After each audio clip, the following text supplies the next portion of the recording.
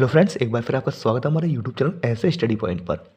दोस्तों, UP board के exam बहुत ज़्यादा नज़दीक आ चुके हैं, तो एक बार फिर मैं आज आपके लिए यहाँ पर यूपी बोर्ड 12th क्लास सैन्य विज्ञान यानी कि मिलिट्री साइंस का एक मॉडल पेपर लेकर आया हूँ। इसके द्वारा दोस्तों आप अपनी तैयारी को और भी अधिक बेहतर बना सकते हैं। तो आइए दोस्तों वीडियो शुरू करते हैं।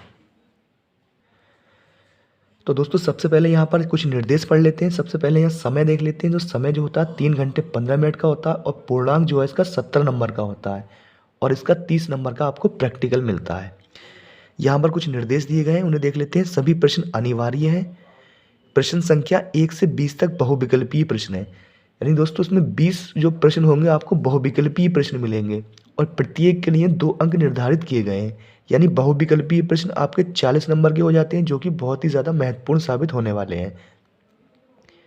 प्रश्न संख्या 21 से 25 तक लघु उत्तरीय प्रश्न है, यानी 5 प्रश्न जो दोस्तों आपको मिलेंगे वो शॉर्ट मिलेंगे, लघु प्रश्न मिलेंगे और प्रत्येक के लिए 4 अंक निर्धारित किए गए हैं। यानी कि टोटल जो है 20 नंबर के लघु उत्तरीय प्रश्न आपसे पूछे जाएंगे और इनका उत्तर दोस्तों 75 शब्द में देना है। इसके बाद प्रश्न संख्या 26 एवं 27 दीर्घ उत्तरीय है, यानी 2 प्रश्न आपको लॉन्ग मिलेंगे, दीर्घ उत्तरीय मिलेंगे और इसके लिए दोस्तों 5 अंक निर्धारित किए गए हैं प्रत्येक के लिए, यानी टोटल दोनों के लिए 10 अंक निर्धारित किए गए हैं और इसका आंसर आपको 150 शब्दों में देना है। तो सबसे पहले 20 बहुविकल्पीय प्रश्नों को यहाँ पर देख लेते हैं कि किस तरह के प्रश्न एग्जाम में पूछे जाते हैं। पहला प्रश्न है दोस्तों, निम्नलिखित में से किस देश के साथ भारत अपनी स्थलीय सीमा साझा नहीं करता है? दोस्तों, नेपाल, भूटान और बांग्लादेश के साथ भारत स्थलीय सीमा साझा करता है और श्रीलंका के साथ जलीय सीमा साझा करता है। तो इसका राइट आंसर हो जाएगा ऑप्शन सेकंड, श्रीलंका। अगला प्रश्न है, निम्नलिखित में से कौन एक अंतर्राष्ट्रीय सीमा रेखा भारत और पाकिस्तान से अलग करती है? यानी भारत को पाकिस्तान से कौन सी रेखा अलग करती है? तो दोस्तों इसे यहाँ पर देख लेते हैं।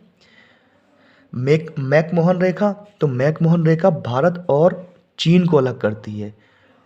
इसके अलावा डूरंट लाइन रेखा जो है दोस्तों ये अफगानिस्तान और पाकिस्तान को अलग करती है। 49वीं समांतर रेखा जो है वो कनाडा और अमेरिका को अलग करती है। तो भारत और पाकिस्तान को कौन सी रेखा अलग करती है दोस्तों? वो आपकी हो जाएगी red Cliff line. Option second is right answer. अगला प्रश्न है, पंचशील समझौता 1994 में किन 2 देशों के मध्य हुआ था? भारत चीन, भारत पाकिस्तान, भारत नेपाल, भारत श्रीलंका। तो दोस्तों पंचशील समझौता जो हुआ था वो भारत और चीन के बीच हुआ था, तो option first is right answer हो जाएगा। अगला प्रश्न है, निम्नलिखित में से किस एक देश में कभी सैनिक शासन नहीं रहा? तो वो आपका हो जाएगा दोस्तों ऑप्शन 4, भूटान में कभी भी सैनिक शासन नहीं रहा। Option 4 is right answer.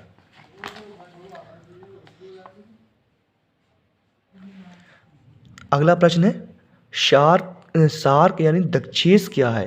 तो ये क्या है दोस्तों? ये 8 एशियाई देशों का एक आर्थिक एवं राजनीतिक सहयोग संगठन है। Option first is right answer हो जाएगा। इसका मुख्यालय पूछ लेते हैं दोस्तों। तो इसका मुख्यालय जो है आपका वो है काठमांडू।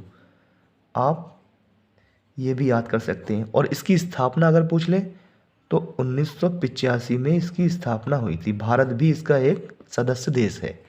अगला प्रश्न है, भारत पाक संबंधों में तनाव का मुख्य कारण क्या है? तो भारत और पाक के संबंधों में दोस्तों तनाव का जो मुख्य कारण है वो सभी है। सीमा पार आतंकवाद को प्रायोजित करना, भारत में सक्रिय आतंकवादियों को धन एवं हथियार की अवैध आपूर्ति, ड्रग ट्रैफिकिंग, यानी सभी हो जाएंगे। Option 4 is right answer. अगला प्रश्न है, राष्ट्रीय सुरक्षा परिषद का अध्यक्ष कौन होता है? तो इसका जो राइट आंसर हो जाएगा दोस्तों वो आपका हो जाएगा राष्ट्रीय सुरक्षा सलाहकार। Option first is right answer. अगला प्रश्न है, भारत में प्रादेशिक सेना की स्थापना किस वर्ष की गई थी? तो ये की गई थी 1949। Option third is right answer. अगला प्रश्न है, एनसीसी का आदर्श वाक्य क्या है? तो एकता और अनुशासन। Option third is right answer.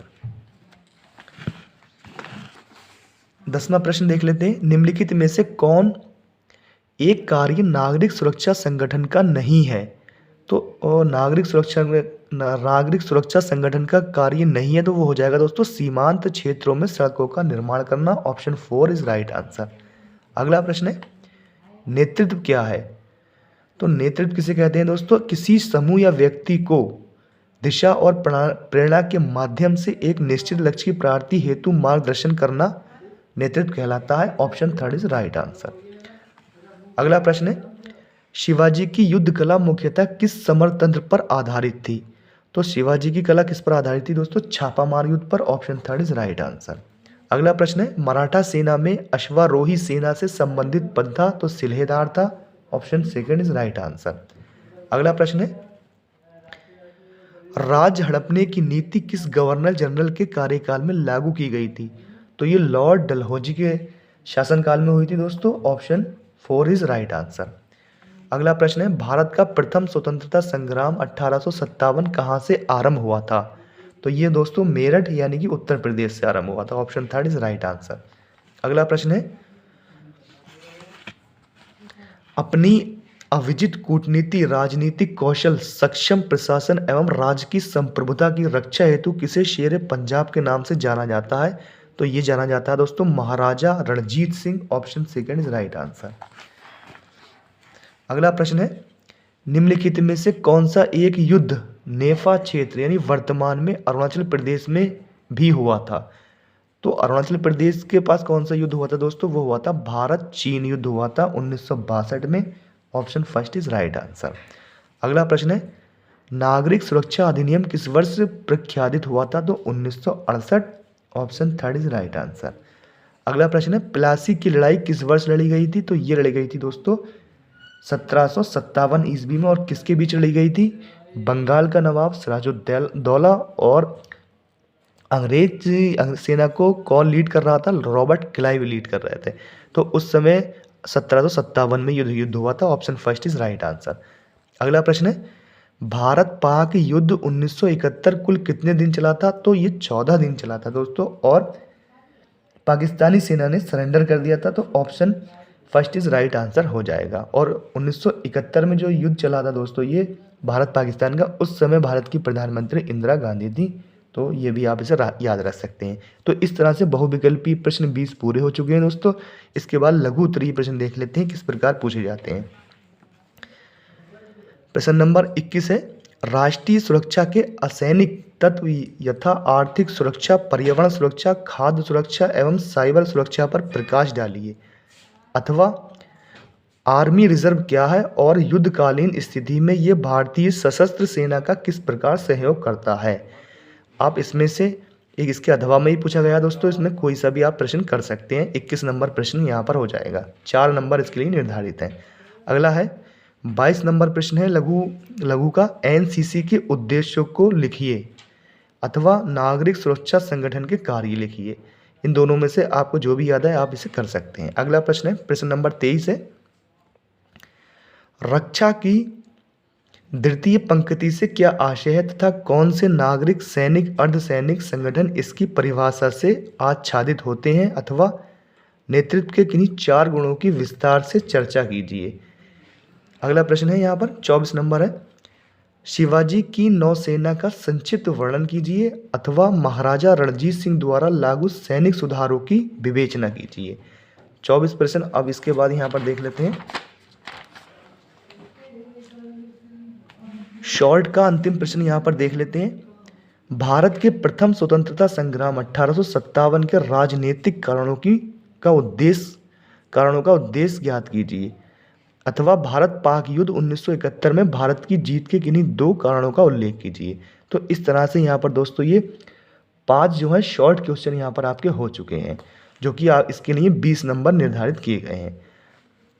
दीर्घ उत्तरीय प्रश्न देख लेते हैं। यहाँ पर 2 प्रश्न जो होते हैं दीर्घ उत्तरीय आपको करना होते हैं। तो पहला 26 नंबर पे है, युद्ध के कितने मान्य सिद्धांत हैं? किन्हीं 2 सिद्धांतों की उदाहरण सहित व्याख्या कीजिए। और इसके अथवा में भी है दोस्तों, राष्ट्रीय सुरक्षा नीति की निर्धारण प्रक्रिया का संक्षेप में विवेचना कीजिए।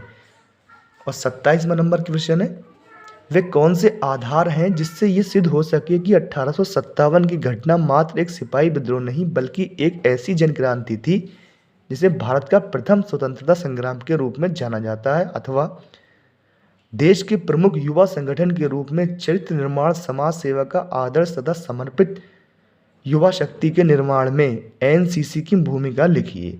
तो इस तरह से आपने देखा दोस्तों कि पूरा मॉडल पेपर आप यहाँ पर देख चुके हैं। दोस्तों वीडियो पसंद आए तो वीडियो को लाइक करें और इसी तरह की और वीडियो देखने के लिए चैनल को सब्सक्राइब करें।